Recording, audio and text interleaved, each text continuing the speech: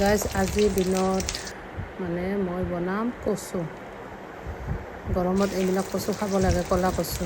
এয়া মই পিঁয়াজখিনি ভুনি লৈ ইয়াতে অকণমান মাংস দিলোঁ, তাৰপিছত দিলোঁ মছলাবিলাক। মছলা মানে জিৰা, ধনিয়া, জালুকৰ গুড়ি সকলোৱে জানে, নিমখ এনেকুৱাকৈ দিলোঁ, লগতে আদা, নহৰু, জলকীয়াৰ পেষ্ট। ইয়াতে অকণমান এতিয়া মই পানী দি দিছোঁ। এইখিনি ধুনীয়াকৈ ভুনি লৈ অকণমান টাইম ঢাকি দিম। এয়া ঢাকনি গুচাই চালোঁ, অলপ 5 মিনিটমান ৰাখিছোঁ বাৰু, ভুনা হৈ গ'ল। এতিয়া দিম কচুখিনি। কচুখিনি মই ধুনীয়াকৈ গোটাই গোটাই ধুই লৈছোঁ, তাৰপিছত সৰু সৰুকৈ পিচ কৰি লৈছোঁ। এনেকুৱাকৈ ক'লা কচু বনাইছোঁ। টেঙা চেঙা একো দিব নালাগে, একদম মানে ধুনীয়া, গলত নখজুৱাই। ইপিনে বনাইছোঁ অকণমান শাক বনাইছোঁ, ঢেকীয়া শাক কণী দি ভাজিছোঁ। ইপিনে ভাজিখিনিও হৈ গ'ল, ক'লা কচুৰ ভাজি। এয়া ধুনীয়া হৈছে, একদম শুকাই দিছোঁ ধুনীয়াকৈ, পানী থাকিব দিয়া নাই। ইপিনে বনাইছোঁ ভাত। এয়া কচু ভাজি ৰেডি। ধুনীয়া হৈছে কচু ভাজি। কচু খাব লাগে, বহুত বেছি ভাল, জানে বাৰু সকলো। হেল্থৰ কাৰণে বহুত বেছি ভাল, আৰু লগতে মই ভালো পাওঁ খাই কেনে। এয়া ভাজিখিনি ৰেডি কৰি দিলোঁ ধুনীয়াকৈ। তাৰপিছত ঢেকীয়া শাক ভাজিলোঁ কণী দি। ইপিনে কেৰাহীখন পাতি দিলোঁ, অকণমান মই অলিভ অইল দিছোঁ। তাৰপিছত কেইটামান চফ, লগতে কেঁচা জলকীয়া আৰু দিছোঁ নৰসিংহৰ পাত এটা।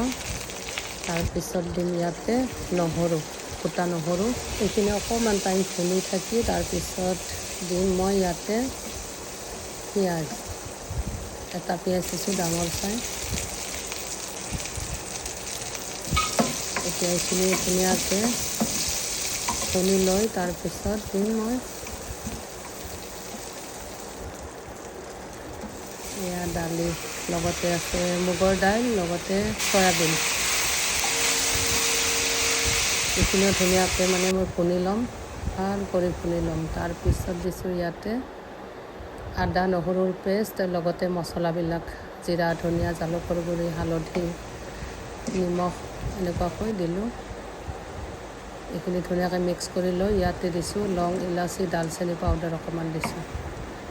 তাৰপিছত দিলোঁ আলু, লগতে ভাতকেৰেলা, আৰু আছে লগত কঁঠালৰ গুটি। কঁঠালৰ গুটি খাই মই বহুত বেছি ভাল পাওঁ। এয়া ধুনীয়াকৈ কেইটামান কঁঠালৰ গুটিও দিলোঁ ইয়াতে। এতিয়া এইখিনি ধুনীয়াকৈ ভুনি লৈ গৰম পানী দিছোঁ, মানে দালিটো ধুনীয়াকৈ ভুনিছোঁ। তাৰপিছত এয়া ঢাকনি মাৰি দিলোঁ, দি হাফ সিজিছে।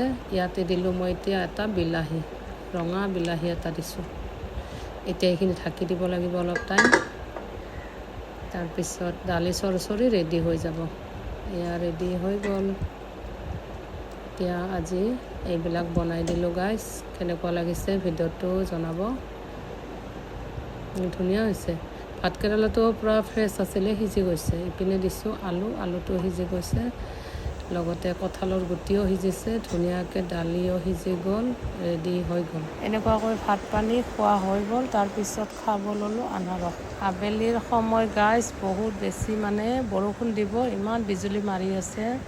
তাৰপিছত এয়া ল'লোঁ আনাৰস খাব, নিমখ জলকীয়া দি সানি লৈ।